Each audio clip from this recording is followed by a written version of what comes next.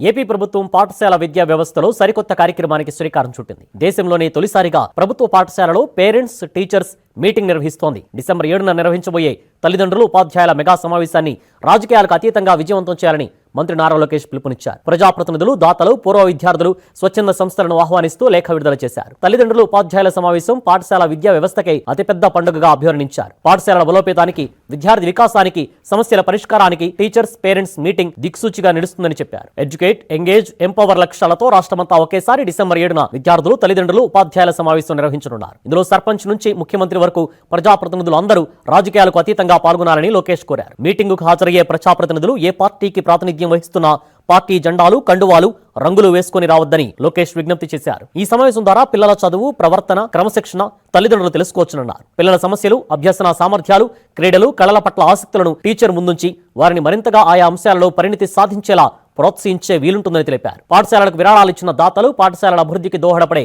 పూర్వ విద్యార్థులు, స్వచ్ఛంద సేవా సంస్థలను మెగా పేరెంట్ టీచర్ మీటింగ్లో భాగస్వామ్యం చేయనున్నట్లు లోకేష్ వెల్లడించారు.